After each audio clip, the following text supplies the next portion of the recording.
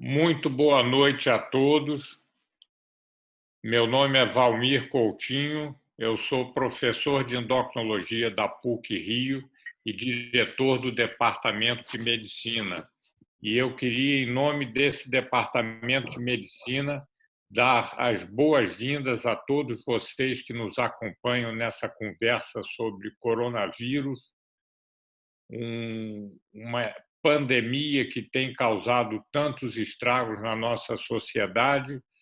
E eu agradeço a Milene Couras, que está aqui conosco, que é a coordenadora de comunicação e marketing do Departamento de Medicina da PUC, pela organização dessa live, e ao nosso decano Hilton Koch. Quero agradecer também aos professores convidados que vão nos ajudar hoje aqui a tirar dúvidas sobre o coronavírus. E eu passo agora a apresentar esses professores. Carlos Alberto de Barros Franco, professor de pneumologia da PUC-Rio e membro titular da Academia Nacional de Medicina. Bruno Scarpellini, doutor em doenças infecciosas pela Unifesp, e Marcelo Chaves, doutor em radiologia pela USP e radiologista torácico da Clínica São Vicente da Gávea. Sejam bem-vindos e muito obrigado pela participação. Nós vamos fazer uma sessão bastante interativa. Qualquer pergunta vai ser muito bem-vinda. Vocês podem fazer, encaminhar através do chat, e cada professor vai ter entre 5 e 10 minutos para fazer uma introdução, e após cada introdução dessas a gente abre para um rápido debate. Começando com o professor Barros Franco. Seja bem-vindo, Barros Franco. É um prazer estar aqui com vocês, professores, a Milene, o professor Valmir, que é o diretor da Escola Médica. Minha área, como já foi dito, é pneumologia. E eu vou fazer uma introdução muito breve, só para localizar o assunto, né? Na realidade, essa hoje conhecida pandemia que causou a Covid-19, né, que foi denominada pela Organização Mundial de Saúde de Covid-19, ela surgiu já em dezembro. O primeiro caso aparentemente surgiu no início de dezembro, na China, mas foi só relatado no final de dezembro, né? Interessante, ela é produzida por um vírus, né, que aparentemente é um vírus mutante de um coronavírus. Vocês ouvem muito falar em coronavírus. Na verdade, o coronavírus é uma família de vírus muito conhecida de todos nós que tratamos doenças respiratórias, causa os resfriados. Provavelmente muitos de nós todos já tivemos algumas vezes resfriados por coronavírus e que não teve nenhuma importância. Ele sofreu uma mutação, ao que parece, numa passagem por um morcego. Eventualmente pode haver um outro animal intermediário, e aparentemente nessa mutação ele passou a ser um vírus mais agressivo e passou a ter uma evolução e uma capacidade de disseminação muito grande. Ocorreu na China, né? Na cidade de Huanan, na província de Hubei, e parece que houve uma relação com exatamente alguns animais silvestres, talvez o próprio morcego, né? Porque os primeiros casos surgiram num mercado onde eles vendem animais de muito diferentes, né? Que vendem também frutos do mar e outros animais, que é exatamente o mercado de Huanan. Então, aparentemente, essa foi a forma. E daí ele se distribuiu para todo mundo, como vocês sabem, começando pelo norte da Itália, depois foi, então, considerada uma pandemia. E essa pandemia assusta todos nós pelo número de mortes. Quer dizer, na realidade, 3 dias atrás, o número de mortes no mundo era de 535 mil pessoas, isso não é pouco. E no Brasil era em torno de 48 a 50 mil pessoas, embora essa estatística no Brasil seja bastante variável. E é interessante se saber também que essa doença, embora tenha essa possibilidade de morte, que é a maior preocupação de todos nós que somos humanos, ela tem, na maioria das vezes, em 80% das vezes, uma evolução completamente benigna. Ela não causa morte, algumas vezes nem se sente nada, mas 20% pode levar ao hospital, geralmente por problemas respiratórios, e 2% a no máximo 4% apresentam realmente o risco de morte. Mas todos nós nos preocupamos sempre que a gente possa estar incluído nesses 2% ou 4%, e esse é o grande temor desse vírus. Esse vírus ele passou a se chamar, o vírus se chama SARS-CoV-2, que já tinha SARS-CoV-1, que era duas pandemias de menor intensidade já existentes no passado. Então, o que nós vamos conversar hoje, que é a proposta de todos nós, é ficar à disposição de vocês para tirar as dúvidas de maior complexidade ou de menor complexidade, e, em verdade, levar o que nós sabemos em relação à doença, em relação ao diagnóstico, tratamento, prevenção, evolução, e talvez falar um pouquinho sobre o futuro de todos nós e o futuro do vírus denominado de SARS-CoV-2. Então, na realidade, essas coisas são muitas vezes confundidas, chamar coronavírus, chamar Covid-19, chamar SARS-CoV-2, mas, em verdade, em última análise, o que nós vamos conversar é sobre a doença que se chama Covid. Então, vou estar à disposição de vocês para perguntas. Muito obrigado. Obrigado, Barros Franco. Nós estamos abertos para responder perguntas que sejam enviadas pelo chat. E eu queria começar te provocando, Barros Franco, qual é a gravidade real dessa doença coronavírus? A gente vê pessoas dizendo, eu estou torcendo para pegar logo, para ficar livre, ficar imune a esse vírus. O que você pode dizer da gravidade e as complicações mais graves? Em verdade, isso é uma coisa importante, porque a gravidade é que nos assusta, não é o fato de você ficar com uma virose que nos assusta. Como eu falei, a gravidade ocorre, digamos assim, considerando um doente. Em termos clínicos, normalmente se divide isso em pequena gravidade, seria o grupo 1, grupo 2 de média ou mediana gravidade, é aquele que eventualmente precisa ficar no hospital, receber um pouco de oxigênio e depois volta para casa, e de alta gravidade, são aqueles doentes que precisam de medidas de terapia intensiva e precisam ficar no CTI, eventualmente em respirador, seja por vias de invasivas, como tubo endotraqueal, seja por vias não invasivas.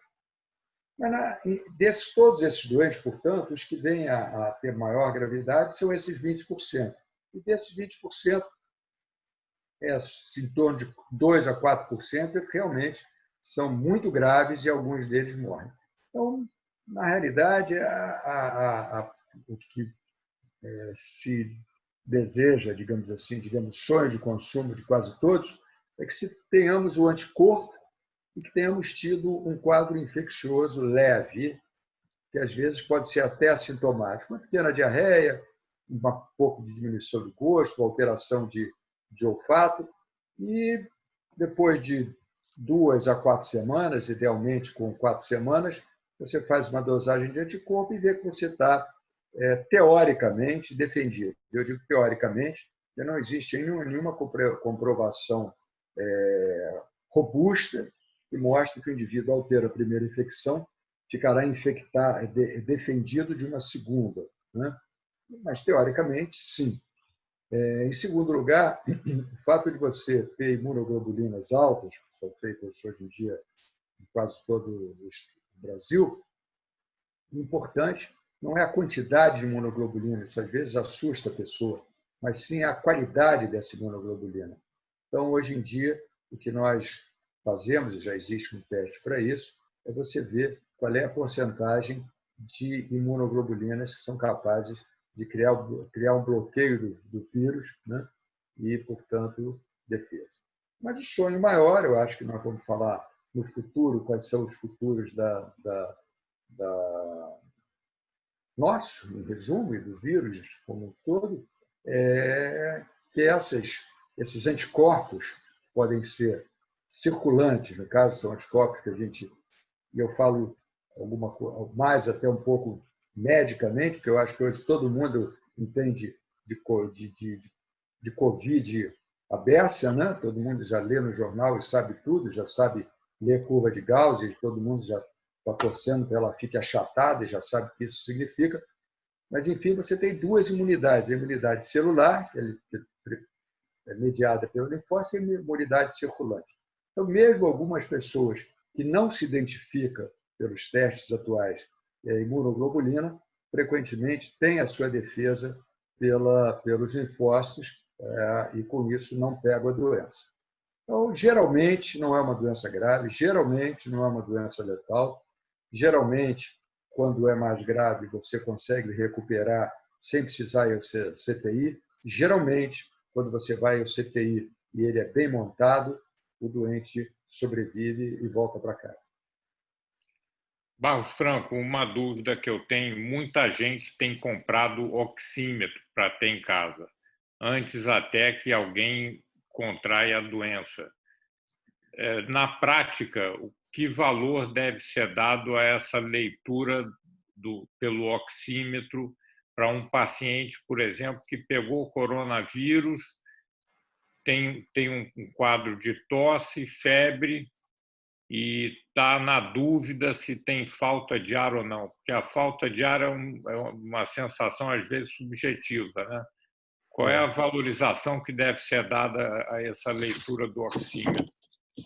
Esse é um ponto interessante. Quer dizer, em primeiro lugar, uma pessoa que tem saúde e que compra o oxímetro, a única pessoa que ganha com isso é quem vende o oxímetro, né? Porque não traz benefício nenhum para alguém ter um oxímetro.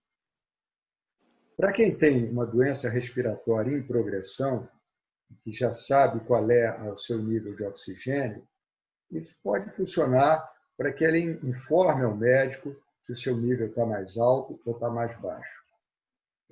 O grande erro que, a meu ver, houve foi que nós tínhamos uma grande preocupação, que felizmente praticamente não ocorreu, é que nós não tivéssemos hospitais suficientes para tratar os doentes Covid.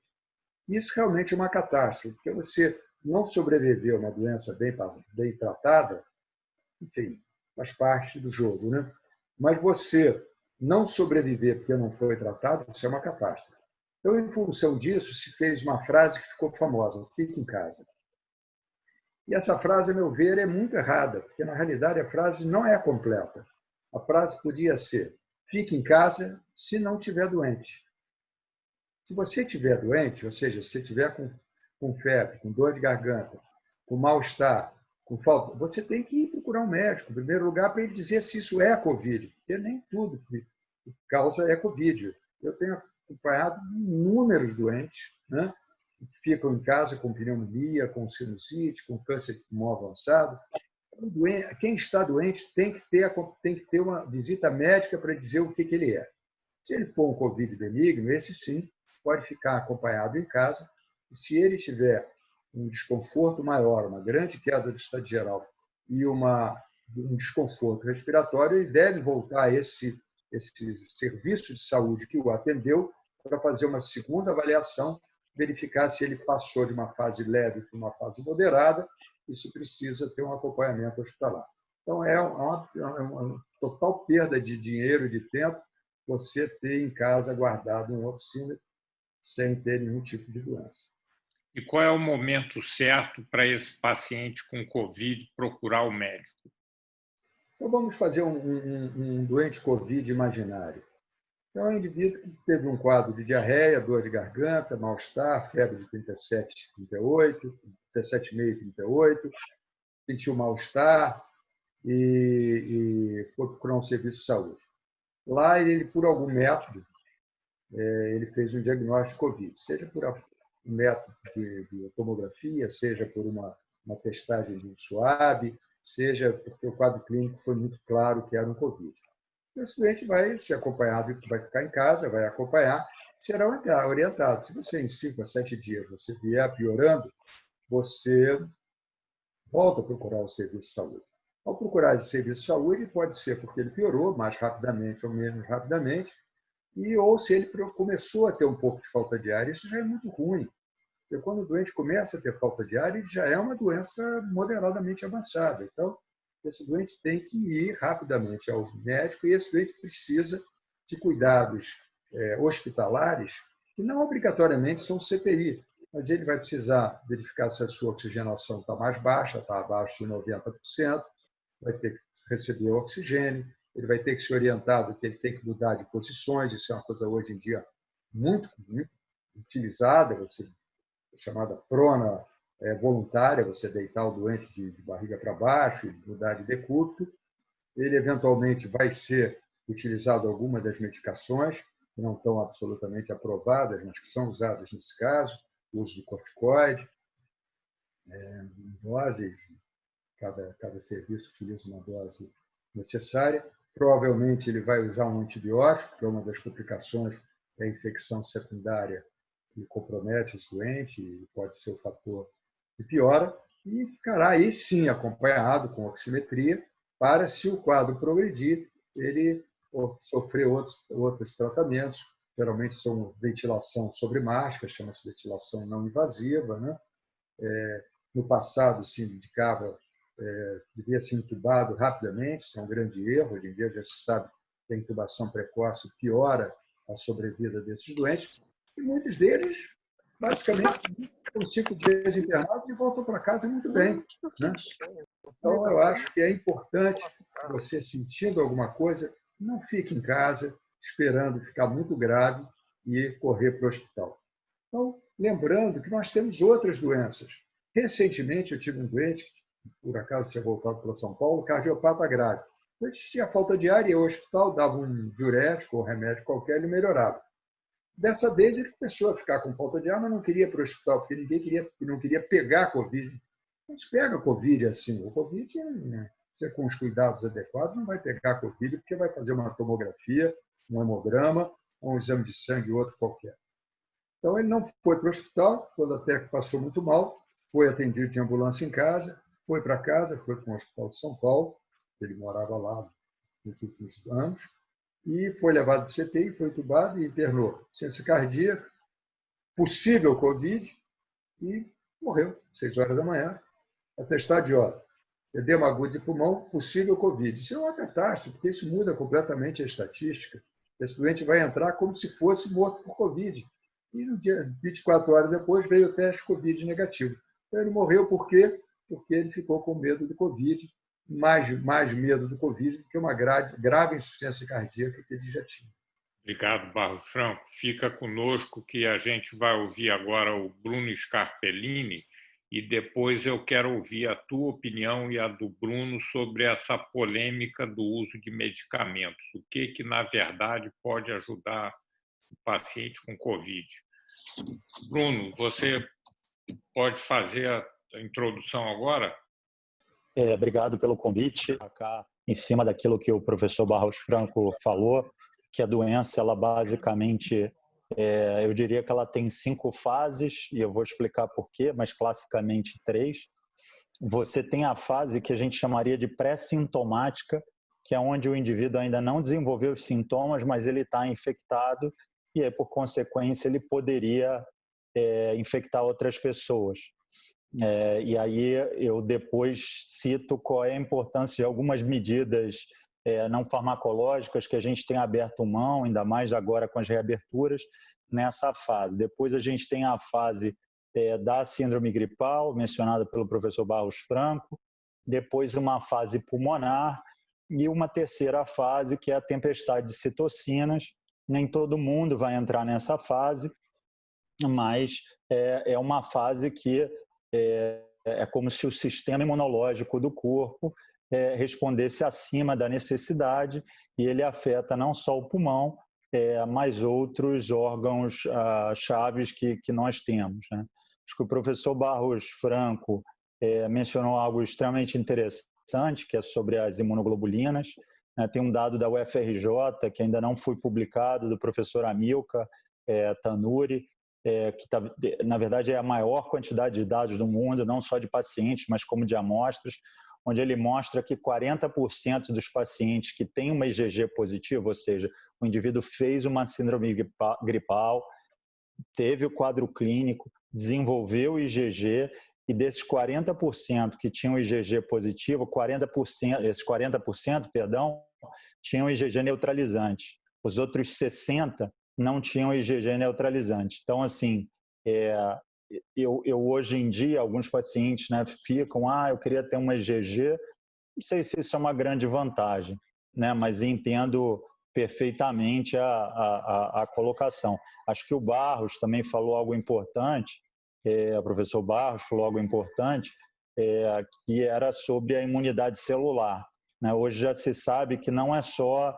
a imunoglobulina, que para quem não é médico e está aqui, ou que não é da área da saúde, perdão, e está aqui conosco hoje, seria como se fosse um Golden Retriever, né? Ele é comparado com o linfócito, que é a nossa imunidade celular, que seria um Doberman. Então, a gente precisa ter uma imunidade celular extremamente alta para que a gente possa ter essa defesa. E alguns trabalhos já vêm mostrando que essa imunidade celular nos protege de uma forma importante. Então, está em linha aí com o que o professor Barros Franco mencionou, sobre você ter a imunoglobulina, mas também ter um papel importante da imunidade celular. Sobre o tratamento, hoje os únicos 2 tratamentos que a gente tem aprovados em alguns locais no mundo, a gente tem o Remdesivir, que era uma molécula sem doença, né? E a gente tem também o Favipiravir, que era uma molécula, era um inibidor de RNA, que era uma molécula para ser utilizada em influenza pandêmica. Quem fabrica ela é a Fuji, a mesma que fabricava câmeras e filmes, e hoje ela está sendo feito ensaios clínicos para coronavírus, Covid-19. Esses dados ainda não saíram. Tem alguns países, como por exemplo a Rússia e outros países, que já estão fazendo uso off-label, o próprio Japão também está fazendo. E aí tem algumas drogas que a gente sabe que funciona. Então, por exemplo, o tocilizumab, que é tocilizumab, que é uma droga, um inibidor de IL-6, né? E IL-6 está muito aumentada nessa fase aí de tempestade de citocinas. Então, ela está sendo utilizada, mas num contexto de ensaio clínico. Acho que a hidroxicloroquina já é assunto passado, mas também ela tem sido utilizada e recomendada pela Sociedade Americana de Doenças Infecciosas num contexto de ensaio clínico. Ivermectina e a anita ou a nitazoxanida, você tem dados dela de ação in vitro, mas ainda não tem dados sobre a ação em vivo. Então, tem estudos acontecendo no mundo, e eu acho que hoje o que a gente tem é o tocilizumab, a gente tem o Remdesivir já está sendo utilizado como droga de escolha na Europa, ele é uma medicação EV. Outra possibilidade que a gente tem também é o soro ou plasma de convalescente, que tem esses anticorpos que foram mencionados pelo professor Barros Franco e por mim, mas também num contexto de pesquisa clínica, né, de ensaio clínico. Também se sabe que outras moléculas, como a ribavirina, têm ação, mas também uma ação em vivo. Acho que o que a gente descobriu aí mais recentemente, que veio do estudo Recovery de Oxford, que na verdade é um estudo pragmático e adaptável, um tipo de desenho de estudo. Então são vários braços onde as pessoas podem flutuar em diferentes braços do estudo, que demonstrou a importância do uso da dexametasona. Aproveitar e encaixar aqui duas perguntas que chegaram pelo chat.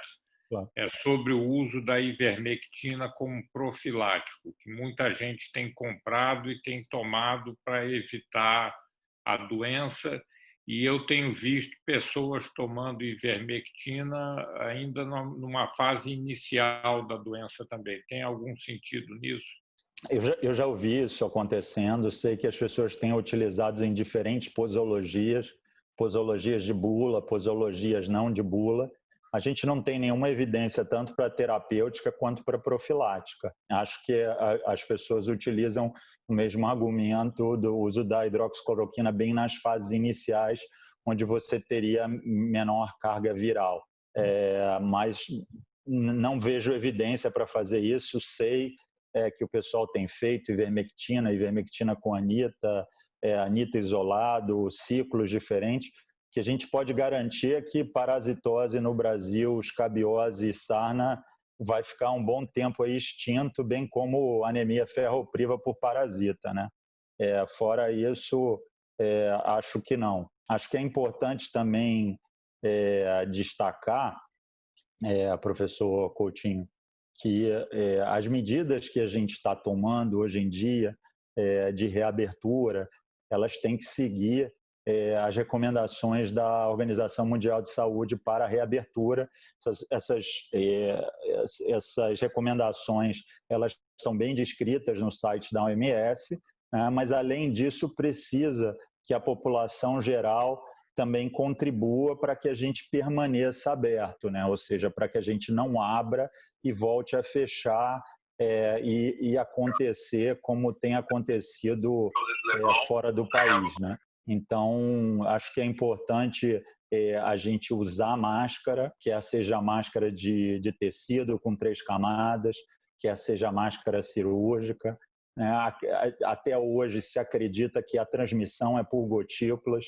Então, desta forma, 2 pessoas utilizando máscaras cirúrgicas ou que tivessem uma barreira física, com a soma do distanciamento social, com a soma do distanciamento físico, seja 1,5 metro a 2 metros, você teria somado essas 2 atitudes como um bom efeito aí de distanciamento e de efetividade na prevenção. Infelizmente, as pessoas têm aderido pouco à máscara, e é importante destacar que tem um grupo de 300 pesquisadores no mundo que está fazendo muita pressão na Organização Mundial de Saúde, porque eles acreditam que a doença é sim transmitida por aerossol, que seria algo semelhante ao que acontece num contexto de um CTI, onde você está entubando o paciente ou fazendo um procedimento, mas que essa transmissão ocorreria num ambiente, por exemplo, de sala de aula, ou de um bar, como a gente viu, ou no escritório, como a gente viu acontecer aí recentemente. Então, pode ser que daqui a 2, 3 semanas ou 4 semanas a Organização Mundial de Saúde mude a recomendação e comece a falar sobre aerossol, né? Isso teria um impacto muito grande na população, nessa reabertura e no tipo de máscara e no tipo de cuidados que a gente deveria tomar. Acho que alguém perguntou aqui sobre testes rápidos, né? Os testes rápidos, você tem... Tem 2 perguntas antes dessa, Bruno. Uma sobre o Remdesivir, se é usado no Brasil, e outra sobre o tocilizumab. O tocilizumab, ele é aprovado no Brasil para artrite reumatoide, né? Alguns hospitais privados aqui no Brasil, em São Paulo, Rio, nos grandes centros, têm utilizado. Ele é um inibidor da IL-6. Tem se falado muito também, que eu esqueci de mencionar, no inibidor de JAK, que é uma medicação muito utilizada para as doenças reumatológicas, uma dessas medicações mais novas, mas ainda num contexto muito de ensaio clínico. O Remdesivir, ele ainda não chegou no Brasil, mas eles também estão investigando a formulação inalada do Remdesivir, que hoje ele é uma medicação intravenosa.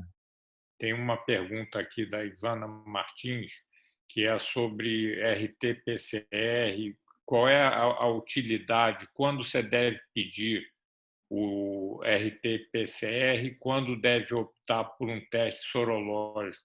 O RT-PCR ele é o teste de escolha, tanto em pacientes sintomáticos quanto em pacientes assintomáticos, e eu já vou me explicar. Ele deve ser utilizado em pessoas, principalmente, que têm sintomas, e ele tem melhor performance entre o 3º e o 7º dia de doença. Lógico que ele tem que ser analisado dentro de um conjunto de sinais e sintomas. Então, questões epidemiológicas, questões clínicas, como destacou o professor Barros, questões radiológicas, como vai falar o Marcelo daqui a pouco, e o contexto laboratorial. Ele é muito dependente da técnica que é utilizada para você poder atingir o final da nasofaringe.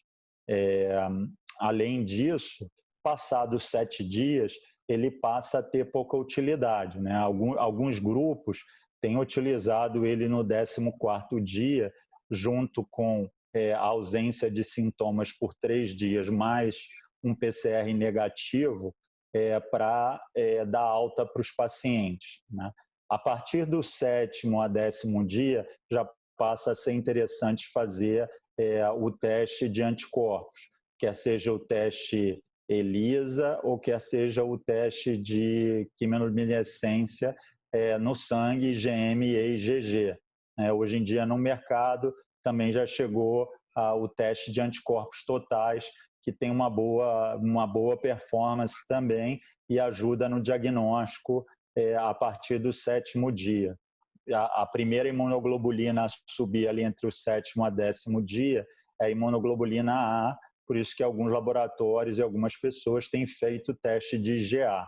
Passado esse 10º dia, começa a subir a imunoglobulina M, IgM, e aí a partir lá do 15º a 20º dia, você passa a ter o pico de IgG. Eu, particularmente, tenho usado para os meus pacientes, né? É importante destacar que se você fizer uma sorologia em um paciente assintomático e vier uma IgM positiva, automaticamente tem que ser feito um PCR, né?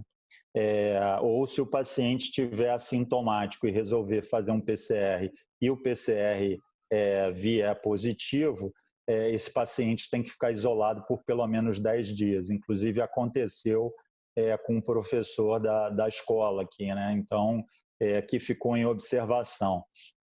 Então, acho que é importante a gente ter esses cuidados. Os anticorpos totais, ele vai te ajudar a você melhorar a sua capacidade de diagnóstico. Eu entendo que os estudos de anticorpos, eles são extremamente interessantes para você fazer inquéritos soroepidemiológicos, como a gente tem visto em algumas cidades, ou feito pelo IBGE, ou pela Fundação Getúlio Vargas, ou por algumas universidades, né? Por último, existe um teste rápido de antígeno que ele tem performance semelhante à do PCR. Ele é um suave, você vai coletar da mesma maneira, depois ele tem um líquido onde você dissolve, bate o cotonete, e aí você joga aquilo num cartucho semelhante ao teste rápido, só que ele é um teste de antígeno. Então, ele te diz se o antígeno é positivo ou negativo, ou seja, se o vírus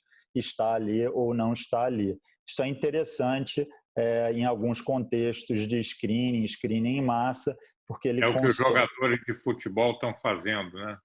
Não, o que os jogadores estão fazendo é RT-PCR, mas, por exemplo, imagina um surto numa fábrica onde você precisa conter aquele surto, mas você não consegue esperar que venha o PCR daqui a X dias. Essa é uma opção que você tem, que pode abrir mão rapidamente. Em 2 horas você tem todas as respostas que você precisa para contornar esse surto. Eu estou te falando especificamente de surto, porque foi assim que, fazendo uma consultoria para uma fábrica que está no Maranhão e no Ceará, eu consegui conter um surto de 5 de 80 trabalhadores que estavam contaminados, e aí eles conseguiram rapidamente ser identificados. Obrigado, Bruno. A gente tem outras perguntas que chegaram pelo chat, mas a gente vai ter que passar agora ao Marcelo Chaves, que vai nos falar sobre a importância da radiologia no diagnóstico e acompanhamento desses pacientes com Covid. Marcelo. Boa noite, muito obrigado pelo convite. Bom, a radiologia ocupa um papel muito importante. Primeiro porque quando a doença começou, né, a aparecer aqui no Brasil, os testes ainda estavam numa fase muito inicial, demoravam muito, né, os resultados eram demorados. Então, a radiologia se fez primordial, em especial a tomografia de tórax, né? O raio-x num contexto muito diferente, mas a tomografia computadorizada do tórax ela se fez primordial. Ela acabou substituindo muitos testes.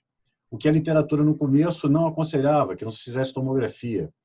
Mas o que a gente acabou vendo na prática é que, como os testes tinham uma resposta demorada, não só no tempo, mas também na sua sensibilidade e especificidade, não, especificidade nem tanto, mas na sua sensibilidade, que era baixa, a tomografia, dentro de um contexto clínico, epidemiológico, né, e com achados que a gente classifica como típicos ou atípicos, né, e aí eu acho que a grande maioria dos radiologistas seguiu o consenso da Sociedade Norte-Americana de Radiologia.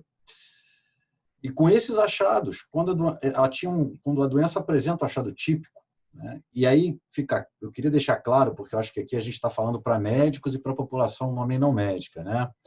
O que se ventilou muito nas mídias, vidro fosco, vidro fosco. Vidro fosco é apenas um achado radiológico, que se manifesta em milhares de doenças pulmonares e é apenas uma descrição de um achado radiológico. O COVID, ele tem uma apresentação bem característica do vidro fosco, né, nos casos típicos. Né? Nem todos os casos serão típicos. O que eu pude observar da imagem, primeiro, foi um resgate muito grande, né, de uma coisa que eu já faço há muito tempo, que é estar sempre em contato com os pneumologistas, com os clínicos, com os cirurgiões. A radiologia voltou a ter um papel muito importante, e o radiologista, né, começou a ter um papel muito importante, porque essa comunicação precisava ser rápida. A gente, no hospital com uma unidade de Covid, o paciente entrava com uma suspeita clínica. Então, você tinha que rapidamente dar a resposta para o clínico. Olha, esse caso é típico, esse caso é indeterminado, não, esse aqui é atípico, ou eu tenho achados aqui que me permitem dizer que não, isso aqui não é Covid. Tá? E aí, alguns confirmaram-se com o teste, outros não se confirmaram com o teste. Outra coisa que é importantíssima na imagem é que a gente também é capaz de perceber a extensão da doença. E não só, é claro que a análise é visual, mas existe também um trabalho, que foi o que eu adotei para quantificar a doença em tomografia, que você pode fazer um score, uma pontuação. O corte que eles usaram para a gravidade nesse trabalho foi de 19,5 pontos. Eles dividiram os 2 pulmões, né, cada um em 10 segmentos, e você vai fazer, bom, eu não vou explicar em detalhes, mas você tinha um score de 0, 1 ou 2, de acordo com cada segmento acometido. Você, com o tempo fazendo isso, a análise é rápida, é uma análise visual, e eu fazendo o estudo retrospectivo da unidade de Covid da gente, lá da São Vicente, eu percebi o seguinte: aqueles pacientes com score acima de 20 foram para a ventilação mecânica, foram os que evoluíram pior com a tomografia de entrada. As nossas evoluções, o professor Barros Franco aqui já deixou isso muito claro, né? Uma doença que, bem tratada, ela evolui muito bem. A gente teve um óbito só, mas a tomografia se mostrou extremamente útil, né? A resposta foi dada de forma rápida, em grande parte das vezes, quando o caso era típico, a resposta era assertiva e a terapia era iniciada. Isso foi muito importante. A grande confusão que se fez, eu acho que na cabeça mais aí do público não médico, é que, bom, vi vidro fosco na minha tomografia, estou com Covid. Não é bem assim, né? E com a evolução agora dos testes e agora também com eu, pelo menos, tenho visto na minha prática uma redução, né, de número de casos que estão chegando para a gente agora é capaz de ter uma compreensão um pouco maior de uma doença que a gente ainda não compreende bem, porque ela é muito nova. Quanto à questão das fases que o Bruno comentou, A gente sabe que em estágios iniciais da doença, a tomografia computadorizada ela pode vir absolutamente normal, tá? E aí já vi de 2 a 4, 5 dias você não tem nada na tomografia, e doenças que evoluem muito rápido. Então, a gente falar em fase de doença em tomografia é muito arriscado, tá? Se você não tem todo o quadro evolutivo.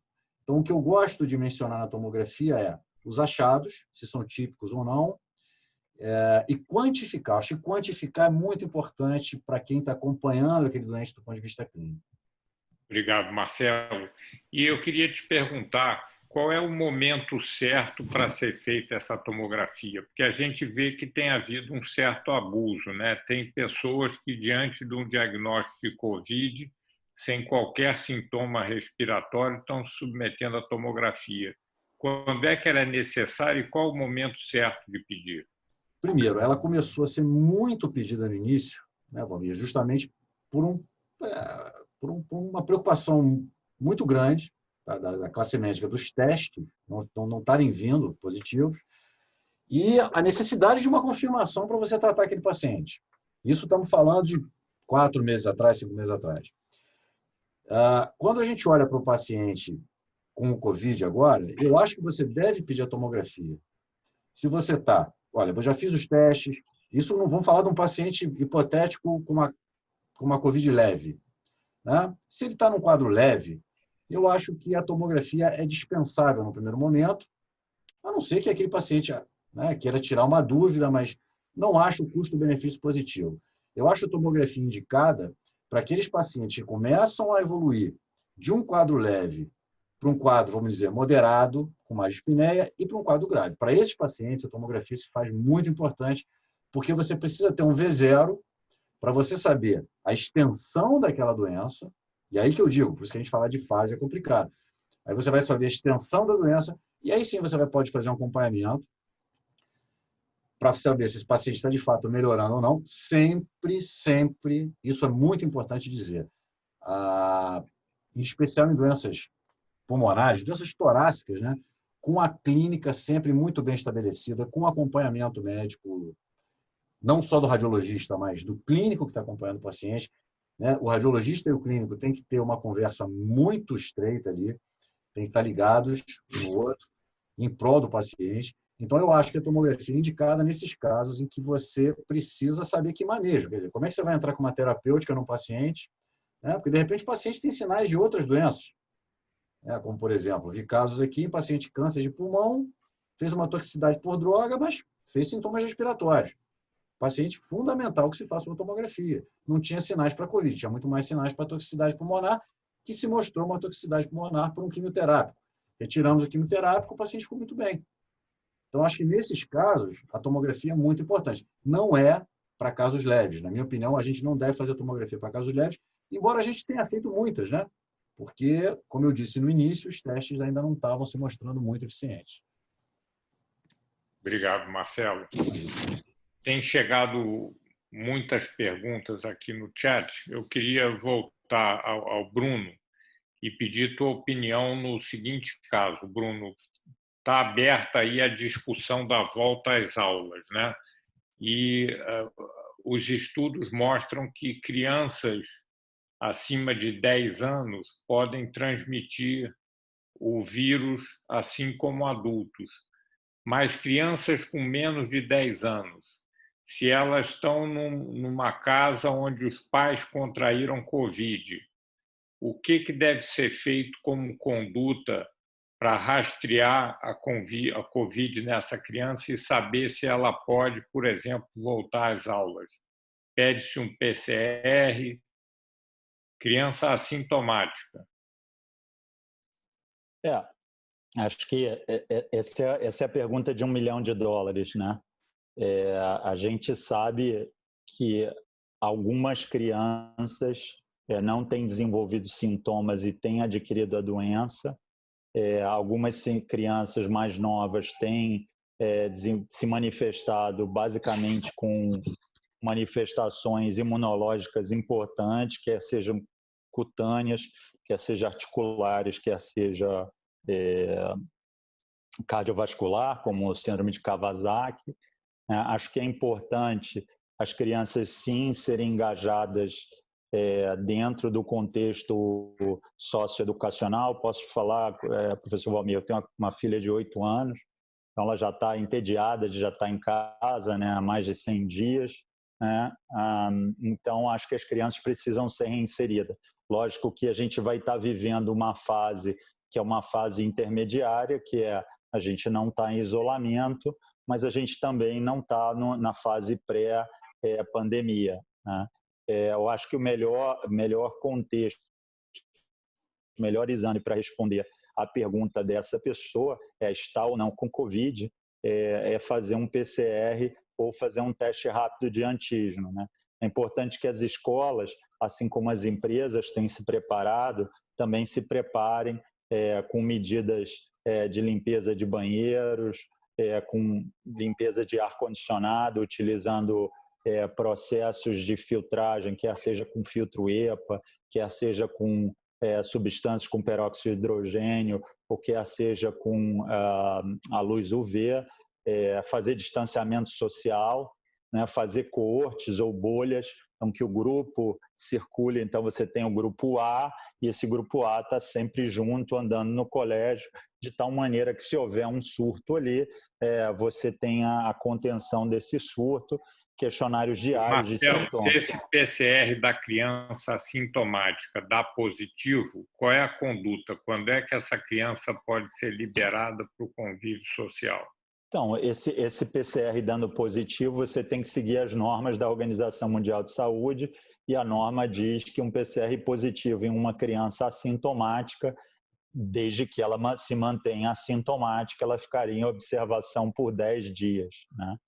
Então, além disso que eu estava mencionando, fazer a aferição de temperatura e usar máscara. A máscara é importante naquela fase pré-sintomática. Né?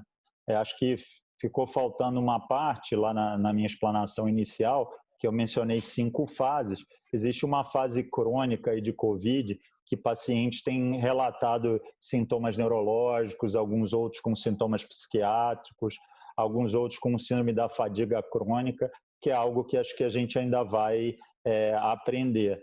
Né?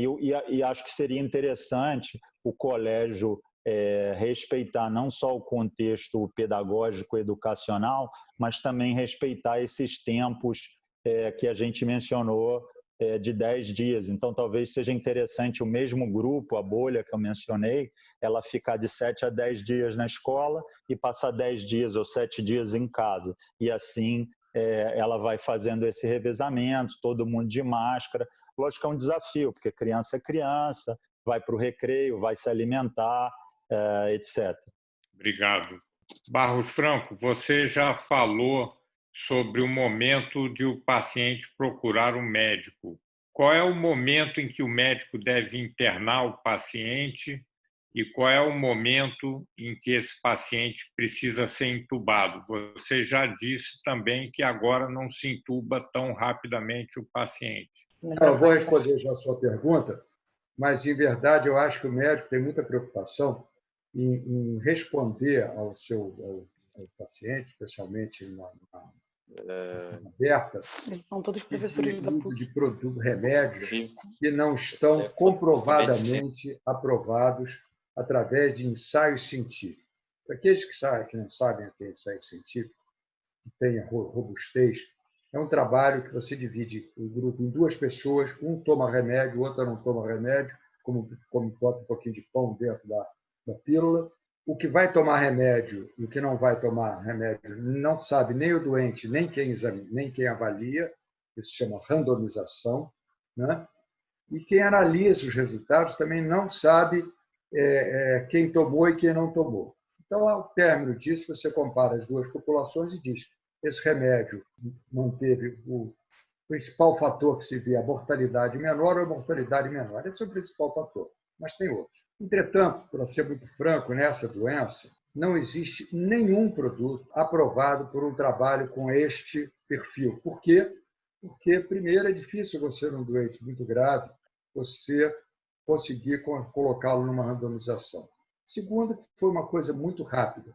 Isso gerou um número de trabalhos enormes errados. Então, acho que o mais importante é que o doente tenha uma orientação feita pelo médico.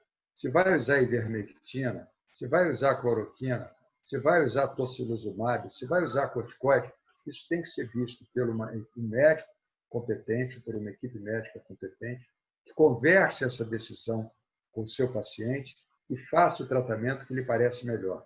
Hoje as pessoas se tratam pela televisão. Então, um na televisão diz que tem 1000 casos que se deu muito bem com ivermectina, e o outro, no dia seguinte, diz que ivermectina não serve para nada. Eu acho que nenhum dos dois pode dizer nenhuma das duas coisas, porque, na realidade, não está comprovado que serve ou que não serve. Então, acho que é muito importante que haja esse relacionamento médico para o uso de remédios, mas evidentemente, remédios que são duvidosos, que são utilizados fora de pesquisa, chamado off-label, isso existe no mundo inteiro, pode ser utilizado havendo um relacionamento da equipe de saúde com o profissional, ele entenda por que ele está achando que esse remédio pode ajudar, mas ele tem a clareza de dizer que ele não está baseado nas mais puras evidências científicas. Então, hoje em dia, você usar ivermectina, usar anita, usar cloroquina, usar qualquer remédio é válido, a meu ver, desde que isso seja feito de uma forma consciente e que o médico e o doente saibam que existem alguns acompanhamentos, digamos, observacionais que parecem demonstrar que isso traz algum benefício. Mas pode ser que não adiante nada. O importante é que esse remédio não traga malefício. Isso daí é um erro médico grave. Com relação à sua pergunta, isso também é uma sensibilidade médica. Quer dizer, existe uma fase inicial, que é a fase chamada da viremia, a fase em que o vírus invade, ele se liga à célula. Você sabe que o vírus é um vírus fraco, teoricamente, ele não vive sozinho, ele depende de nós para sobreviver. Então, ele entra na célula e a fase que o indivíduo tem febre, mal-estar, queda do estado geral, é igualzinho a qualquer gripe, né? Essa é a fase muito fácil de a gente identificar. Quais são os critérios, então, que nós achamos que o doente deve ser internado? Os critérios são os critérios de qualquer boa prática médica, né? Ou seja, o doente está pior.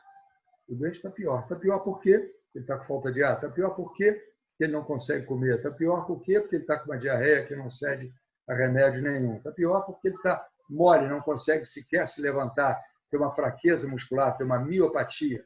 Está pior porque ele está se sentindo mal do coração. O vírus pode acometer o coração, inclusive o pericárdio. Eu tive um doente que entrou com derrame pericárdico extenso, bloqueio cardíaco na emergência. Então, ele está pior. Está pior, ele precisa ser internado, né? Essa seria a fase 2. Para observação. Se o oxigênio estiver baixo, ele vai usar oxigênio. E aí, o tratamento tem que ser feito dentro dos protocolos que cada instituição utiliza, né? Eu, por exemplo, nesse doente, eu utilizo antibiótico, né? Um antibiótico de amplo espectro. Utilizo nesse doente profilaxia para hemorragia, para coagulação. Esses doentes que evoluem grave geralmente são doentes que têm hipercoagulabilidade, especialmente se houver marcadores que demonstram que ele tem provavelmente múltiplos coágulos no corpo, existem marcadores para isso. E se o doente continua a progredir, eu uso o esteroide. Já existe um trabalho provando que a metilprednisolona melhora ou não melhora o doente? Não. A gente sabe que no doente com uma sepsis grave com o pulmão tomado, melhora, né? Existe um trabalho mostrando que com um corticoide, só Deus sabe por que escolheram esse, que é a dexametasona, os grupos tiveram uma evolução melhor, uma dose baixa, né? Mas isso tem que ser explicado para o doente. E quando que o doente tem que ir para o CTI? Quando essas medidas, que foram oxigênio, essa ou aquela droga, eu disse as que eu uso, não mostram resultado. Na tomografia, o padrão radiológico piora de maneira evidente. Na saturação, a saturação se torna incontrolável, apesar de oxigênio, através de uma forma de oxigênio que se dá em maior quantidade, se chama de alto fluxo, através de máscaras de oxigênio, se chama de ventilação não invasiva, através da mudança de decúbito, geralmente é decúbito prono, mas pode ser o decúbito do lado direito, se o infiltrado for predominantemente à esquerda, não melhora. Esse doente deve ir para o CTI. Deve-se ainda tentar com ventilação mecânica não invasiva. Hoje em dia tem doente com 12 horas seguidas de não invasiva e ventilação tona, ele não precisa de intubação. Mas se essas medidas não são tomadas, também não se deve esperar que o doente fique, digamos, in extremis, muito grave, porque a intubação pode ser arriscada. Esse doente deve ser intubado, deve ir para o respirador e deve sofrer o tratamento. Então, é esse o doente leve fica em casa. Né? Se usa algum remédio ou não, vai depender do relacionamento médico-profissional. Eu não sou capaz de dizer se a cloroquina é eficaz ou não. Foi a droga mais usada no mundo. Né? Trabalhos observacionais enormes mostraram que os doentes evoluíram melhor do que comparando com um grupo diferente, evoluiu pior, mas isso não é um trabalho, porque você compara com outras pessoas. Né? Então, se você joga 4 vezes para cima uma moeda e só dá cara, você não pode dizer que certamente essa moeda tem 2 lados com cara. Você pode, com 20 vezes, aparecer uma coroa. Então, você tem que ter um trabalho bem feito. Então, eu acho que é isso. Eu acho que o importante é que não se trate através da rede de televisão, seja ela qual for, porque, na realidade, você vai ouvir opções diferentes. Aqui, entre nós, é muito possível que você ouça opiniões diferentes, mas serão opiniões mais sensatas, mais equilibradas, e muitas vezes não se trate com isso. Não existe nenhum produto, no momento, que tenha demonstrado, de alguma forma, que evita que o indivíduo fique doente. Existem alguns produtos que, na fase inicial, na fase de viremia, ou seja, entre o 1º e o 10º dia, idealmente até o 5º, podem, teoricamente, porque isso foi demonstrado em laboratório, diminuir a capacidade do vírus se multiplicar. Existe um remédio que é usado amplamente no mundo inteiro para tratar o vírus influenza, que é o oseltamivir, o famoso Tamiflu. Né? Também não existe nenhum trabalho muito robusto que mostre que ele tenha grande eficácia, mas ele é usado rotineiramente para todo mundo que tem uma identificação de influenza, especialmente o H1N1, e está grave. Né? Então, eu acho que nós temos que ter muito cuidado nesse momento. O que está provado? 1, você deve usar máscara. 2, você deve, se for uma pessoa de risco, ficar em isolamento social. 3, uma vez havendo a abertura, como está havendo, deve ser uma abertura lenta, cuidadosa e sem evitar aglomeração e usando máscara. Entendeu? Se você vai a um restaurante, eu não vou, mas se você vai a um restaurante, você tem que ficar longe, tem que ficar numa mesa que esteja no mínimo 3 metros da outra mesa e evidentemente não pode usar máscara enquanto está comendo. 4, que os bons cuidados médicos são responsáveis pelo grande sucesso. Os médicos que são tratados em hospitais de qualidade têm uma possibilidade de sobrevivência muito maior, infelizmente, do que em hospitais de mais qualidade. O resto está em pesquisa. Né? E a outra coisa que hoje em dia se fala muito é do chamado soro de convalescente. O que é isso? Isso foi usado para muito, foi usado para raiva, foi usado para tétano. Né? Você pegava a pessoa que já teve raiva, tem anticorpo contra o vírus da raiva, e dava na pessoa que iniciava com raiva. Isso não usa-se até hoje. Hoje em dia, usa-se o antígeno na emergência, quando você tem uma cicatriz contaminada. Mas esse soro deve ser usado no início da doença. Nas pesquisas devem ser usados no fim da doença. Isso não é adequado. A gente vai aprofundar esse assunto e vários outros temas, porque chegou um grande número de perguntas aqui que, infelizmente, não vamos ter tempo para responder. Mas eu queria dar uma boa notícia. O Departamento de Medicina da PUC, entendendo o grande interesse e a grande quantidade de dúvidas que são levantadas a todo momento sobre o coronavírus, vai iniciar, na próxima semana, uma atividade semanal sobre esse tema, intitulada Conversando sobre o Coronavírus. Então, a gente vai ter todas as quintas-feiras, das 18 às 19 horas, um momento de aprofundar o debate sobre esses temas ligados à pandemia e à Covid-19. Eu queria agradecer mais uma vez a Milene Couras, aos nossos palestrantes, professores Barros Franco, Bruno Scarpellini, Marcelo Chaves, pelas suas apresentações, e quero pedir à Milene que faça um convite para a próxima atividade dessa série Medicina na Era Digital da MedPUC. A próxima sessão, a próxima edição do Medicina na Era Digital vai acontecer no dia 20 de julho, às 19 horas, novamente, e o tema vai ser Fronteiras da Genômica para a Saúde Humana. E aí, em breve, nós vamos divulgar os pesquisadores que vão participar. Obrigado, Milene. Então, eu queria fazer o meu agradecimento final aos mais importantes participantes dessa sessão, que foram todos os que nos assistiram, contribuíram com perguntas para essa discussão, e convidar a todos a aprofundar essa conversa e esse debate a partir do dia 16 de julho, quinta-feira, às 18 horas. Muito obrigado a todos e uma ótima noite. Obrigado. Até logo a todos. Obrigado. Até a próxima. Tchau, tchau. Obrigado. Obrigado.